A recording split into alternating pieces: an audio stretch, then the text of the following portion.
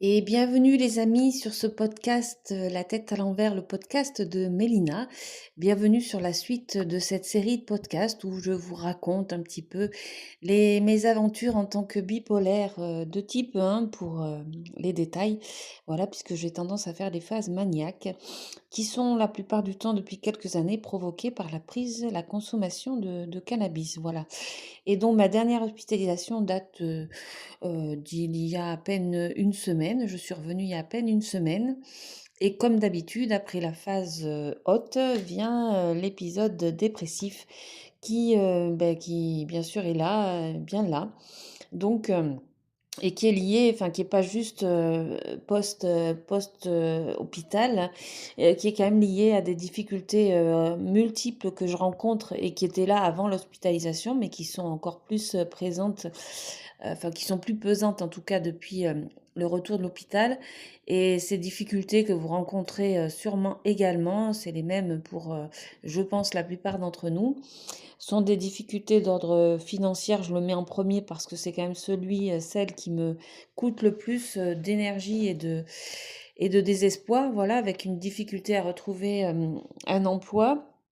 Ça fait 3 ans que je cherche, enfin pas tout à fait puisque j'avais trouvé un emploi il y a quelques mois en janvier, ouais, à la fin de l'année dernière, voilà. Emploi que j'ai perdu encore à cause d'une crise, encore à cause des consommations, voilà. Donc je regrette bien sûr beaucoup ce dernier emploi qui aurait pu, c'était un CDI que j'avais signé, donc c'est d'autant plus rageant. Je m'en veux énormément, mais je me dis que de toute façon le destin m'aurait sûrement fait abandonner ce poste, sachant que entre-temps j'ai perdu mon permis. Voilà, donc ça c'est la.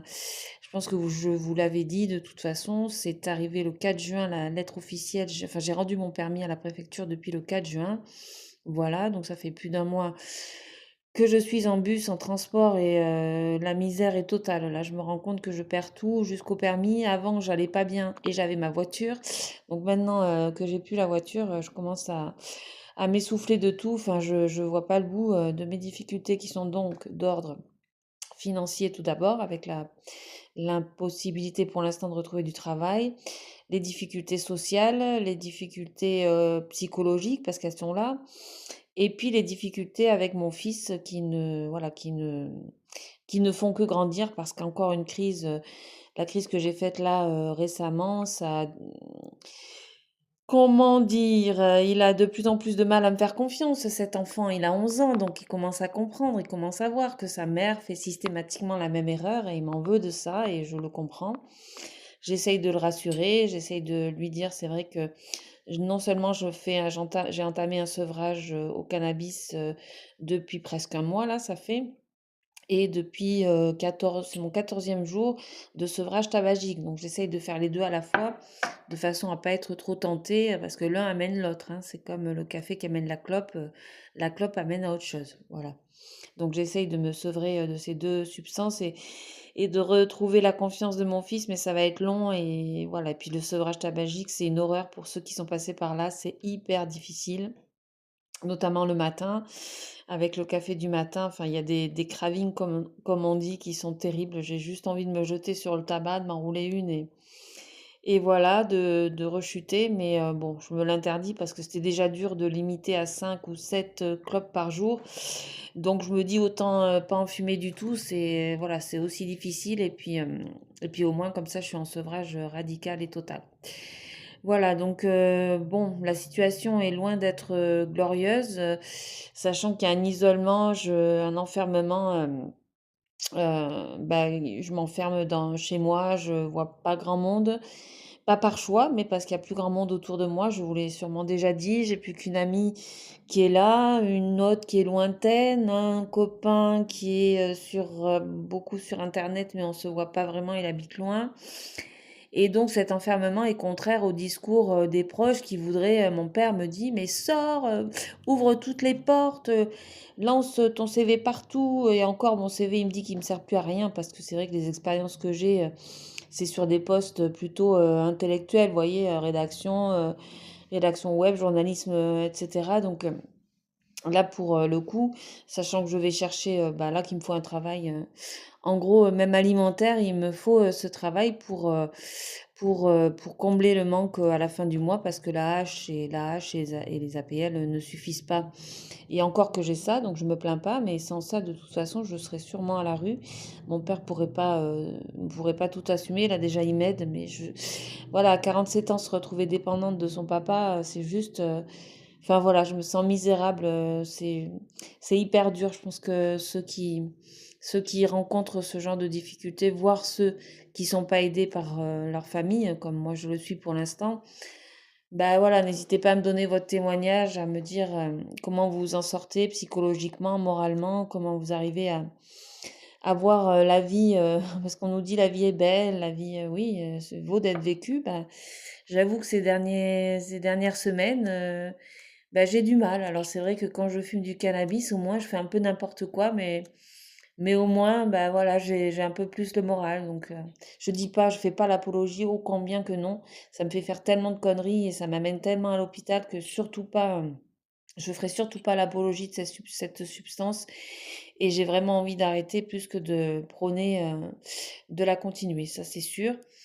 Mais bon, voilà, je me sens paralysée chez moi, dépendante à souhait, et j'abandonne un petit peu. Je suis dans un sentiment, j'ai l'impression d'abandonner un peu.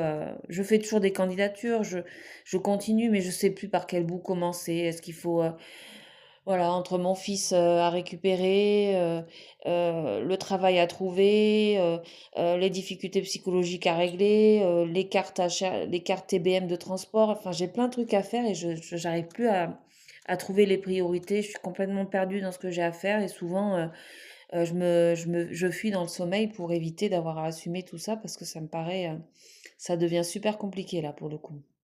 Et puis, bah, mine de rien, je suis quelqu'un qui aime bien réfléchir. J'ai toujours eu envie à apprendre. J'ai toujours aimé apprendre des nouvelles choses, comprendre des nouveaux concepts. Et donc là, je manque de stimulation intellectuelle. En plus, je regarde pas les infos. Je lis, certes, mais des romans, vous voyez, des trucs légers. Donc, il n'y a pas vraiment de, il n'y a plus vraiment ça et c'est pour ça que le travail, même si c'est un travail alimentaire, admettons que je sois dans les rayons à ranger de la marchandise, bah déjà, je sais pas, je me dis que c'est plus de la stimulation que de rester chez soi à ruminer, ça serait déjà mieux et ça serait super. Voilà. Et puis bon, c'est vrai que je souffre de phobie sociale depuis, je sais pas vous, hein, mais j'ai jamais été, ça a jamais été facile pour moi de rencontrer, enfin, rencontrer des gens, ça va, mais c'est sur la longueur. Je sais jamais si je vais réussir à parler, je sais jamais quoi dire. J'ai l'impression que, enfin, je stresse, hein, en fait, à rencontrer de nouvelles personnes.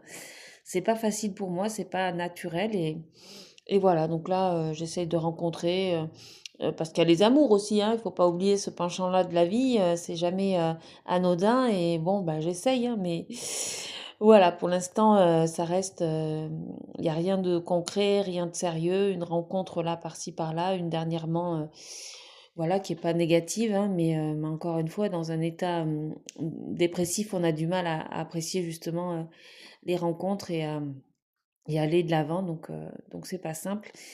Et c'est vrai qu'avec toutes ces années, que ce soit de la maladie, les phases maniaques, les phases dépressives, le cannabis, l'hypomanie, bah tout ça, avec tout ça, j'ai oublié un peu le rapport à la norme, quoi. Comment je suis quand je suis normale. Je crois que je vous l'ai déjà dit dans un autre podcast, mais c'est vrai que j'ai l'impression de faire le deuil d'une personne, de la personne que j'étais avant tout ça. Celle que je suis au fond, finalement, je la retrouve pas, je suis perdue et je me reconnais pas, ni dans le miroir, ni dans le reflet que les gens me donnent de moi, je sais plus où j'en suis. Donc voilà, j'aimerais bien avoir des témoignages, des commentaires, comment vous faites pour vous identifier dans tout ça, pour identifier votre vraie personnalité et pour vous y retrouver. Enfin, en gros, j'ai plus trop la foi les amis, hein, j'essaye de garder une voix dynamique mais c'est souvent que voilà, je pleure dans mon coin et j'ai des grosses, grosses crises d'angoisse avec, je sais pas si ça s'appelle comme ça, mais j'ai l'impression de faire ce qu'on appelle la déréalisation. Donc ça commence par des crises d'angoisse et après je suis là, mais je suis plus là. C'est-à-dire que on me parle, je comprends plus, ce qu'on me dit. Si je lis 3 fois la même phrase sans la comprendre. Voilà, donc c'est très déstabilisant et si ça m'arrive en société, pendant des rencontres ou même pendant un entretien d'embauche, j'ai bien peur que ça soit rédhibitoire pour moi. Ça va être, enfin, j'ai toujours peur que ça m'arrive en plus, en plus de l'angoisse que ça procure quand, enfin, avant que ça arrive, j'ai peur que ça arrive, donc j'ai peur d'avoir peur. Enfin, c'est un truc de malade. Donc, j'essaye de m'occuper l'esprit, j'essaye de faire mon ménage et je crois que je fais le minimum pour rester en vie, pour nager au-dessus de l'eau, bien que j'ai quand même l'impression d'être en dessous et de me noyer petit à petit. Et malheureusement, je crois que mon drame à moi, c'est d'attendre, je pense, que quelqu'un vienne me sauver, alors que je sais très bien qu'il faudrait que moi-même je nage, que, comme dit mon père, hein, que je sorte et que je parle de ma recherche d'emploi, que je rencontre des gens. Enfin, plus on rencontre de gens, plus on a de chance. C'est sûr qu'en restant enfermé, il n'y a personne qui va me sauver. Mais voilà, c'est un comportement, ça c'est ma psychologue qui le dit. Elle me trouve très enfantine, enfin, vous voyez, un rapport très adolescent à la vie et d'entretenir cette dépendance envers mon père, c'est pas très adulte, donc elle me réveille un petit peu, mais ça n'empêche pas de faire la même chose j'y arrive pas. Je vous jure, hein, je comprends tout ce qu'on me dit, je suis d'accord avec tout ce qu'on me dit, je suis d'accord avec mon père, je suis d'accord avec le fait qu'il va pas pouvoir m'aider systématiquement. Il faudrait que je me bouge, mais me bouger vers où? C'est tout, je ne sais plus où frapper, je sais plus quoi faire, voilà, donc je suis perdue. S'il y en a qui se retrouvent dans la même situation, mais n'hésitez pas, on peut peut-être, en se soutenant, réussir à je ne sais quoi, mais en tout cas, en se soutenant, je pense qu'on arrivera déjà à plus de choses qu'en restant de notre côté, chacun de notre côté, à ruminer et voilà. Donc, c'est à peu près ce que je voulais vous dire pour ce podcast. C'est compliqué. J'espère que j'aurai bientôt des meilleures nouvelles à vous annoncer, quelque chose de positif, un retour à mes candidatures, un entretien qui se passe bien, et encore mieux, une prise de poste bientôt. Là, ça serait vraiment l'idéal. Je pense que c'est la priorité parmi tout ce que je vous ai dit. Il y a mon fils, mais ça va être progressif. Il revient déjà samedi, donc on va essayer de reconstruire quelque chose ensemble. Moi, faire des efforts, lui faire des efforts, et puis petit à petit, voilà. En plus, c'est les vacances, il n'y aura pas la contrainte des devoirs. Forcément, donc pourquoi pas. Mais la priorité, ça reste le travail, la réinsertion professionnelle et je pense que de là peut découler tout le reste. Mais il faut que je tienne le travail, il faut que je tienne les sevrages, il faut que je tienne dans ce que j'entreprends et que je lâche pas. Donc n'hésitez pas à m'encourager, hein, ça me fera du bien dans tous ces domaines-là. Et puis je vous dis à très bientôt sur ce podcast pour la suite. Et force à vous, force à nous. C'est des maladies vraiment très très compliquées et je ne doute pas qu'on puisse en sortir au fond. Je crois que au fond du fond, j'ai l'espoir. Voilà. À bientôt les amis. Bye bye.